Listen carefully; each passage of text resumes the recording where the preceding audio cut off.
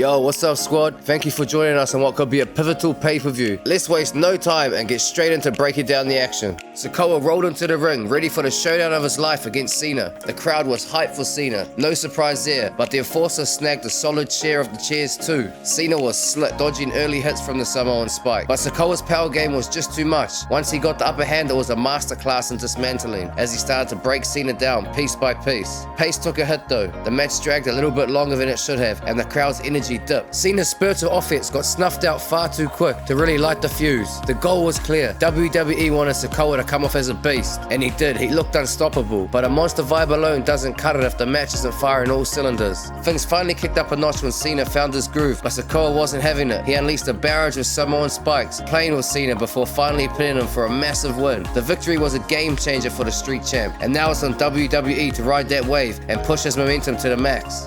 Headlining the night, Reigns put his undisputed WWE Universal Championship on the line against a fired-up Knight. The arena was buzzing, fans rallying behind the megastar, their chants echoing as the Titans squared off. Early on, the Tribal Chief flexed his dominance, but Knight wasn't about to be overshadowed. He flipped the script, taking the reins once they brawled outside the ring ropes. Now this clash kinda followed Roman's usual playbook, those drawn-out moments of tension peppered with bursts of high-octane action, but something was off. The usual spark was missing. Maybe because Reigns and Knight are still fresh rivals, their story is just beginning to unfold. Sure, the action was slick, but the narrative, it felt like a rerun of the Tribal Chief's past battles. As expected, Sikoa and Jimmy Uso couldn't resist jumping in, stirring up chaos. Knight was resilient, powering out of his spear and nearly sealing the deal with his signature move, but Jimmy played savior, sneaking Reigns' foot on the rope just in time. In a dramatic finale, Reigns bulldozed Knight through the barricade, then hauled him back in the ring for one more earth-shattering spear, clinching the victory.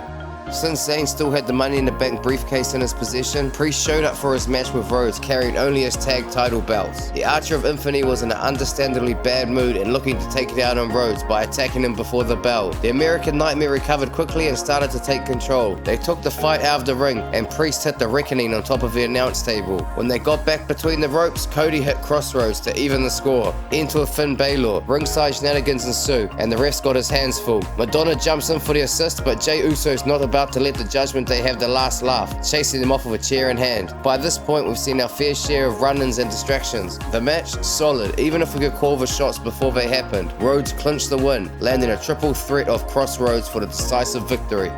The Miz was all set to roll up the red carpet on Miz TV for Saudi star Ibrahim, but Grayson Waller crashed the party, aiming to flip the scripts to his own show. Waller ended up getting hit with a skull-crushing finale to end the segment and cement the Miz as a babyface. Fast forward through a couple of hype videos, and it's showtime for Mysterio vs. Paul for the US title. Paul rolled up in a June buggy he was shown driving earlier in the video packages, but you could see as Mysterio made his entrance, some nerves on the YouTuber's face. The match kicked off with some textbook holds and counters. Paul still rough around the edges, but you can see the guy's living up his ring game. Paul's raw, but he's got guts, pulling off moves that catch you off guard and crank up the match's fun factor. Santos Escobar then popped up to intercept Paul's man at ringside, who was trying to help Logan sneak in the brass knuckles. Santos inadvertently left him on the apron and took off in pursuit. Paul slipped him on after eating a 619 and landed the knockout punch to snag the win, and with it, the title. Absolutely gutted for Ray to lose his title like that. Could this be the end of his illustrious career, or will they open up to Santos Avenue and rinse it a little bit more? Next up, the Women's Championship was on the line, with Sky putting up her title against Belair. The EST came out swinging, racking up near falls like they're going out of style. She was all about that power game, flexing her strength at every opportunity. The genius of Sky missed a missile drop kick at one point, but Belair's knee had taken too much damage by that point for her to do anything about it. As the match heated up, both champs started dishing out some wild card moves that had us all doing double takes. Bayley was ringside but didn't immediately have an impact. Sky ended up taking her out by mistake. Still, she was all in, targeting the EST behind the ref's back. Then, out of the blue,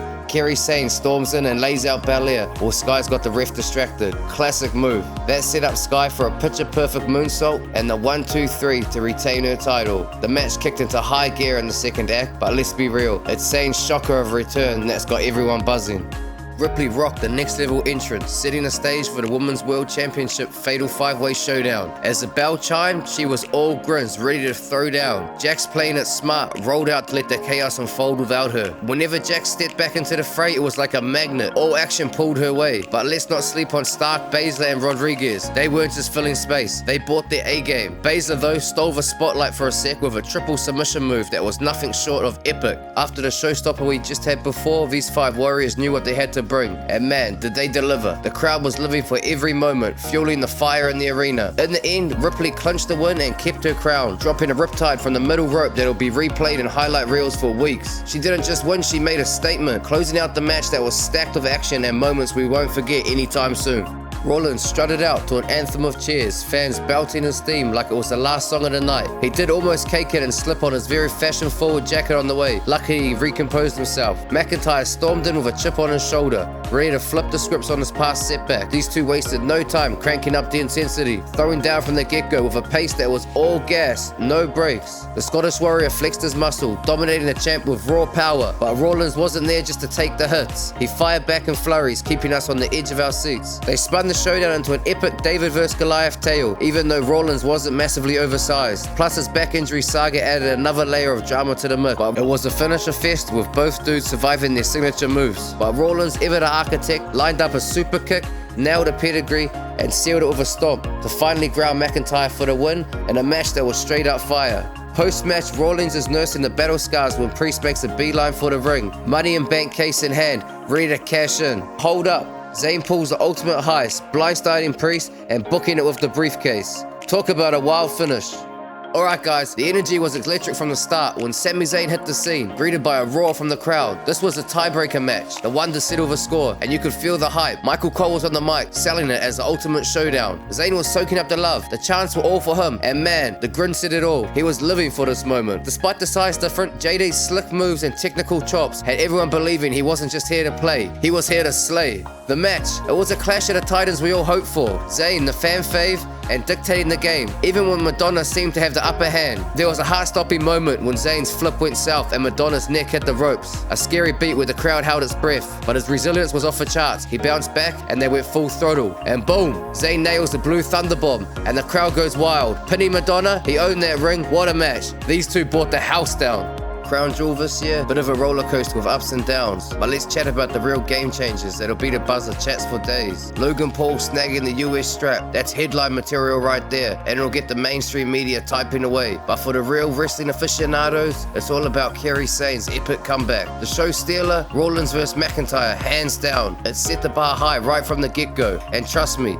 it deserves a rewatch if you missed its brilliance amongst the action-packed lineup. Yeah, the interference trope was played out a bit too much for my taste, but hey, it wasn't all face palms and eye rolls. There was a solid chunk of awesomeness to dig into as well. We're slapping this one with a solid 7.5 out of 10. And there you have it, team. Smash that like button if you enjoyed the rundown, hit subscribe to stay on top of the action with us, and don't bounce just yet. Check out one of the killer videos popping up on your screen right now. Catch you in the next one. Like WWF give ops the belt. Jump from the turnbuckle. 556 and 223 STDs trying to burn something.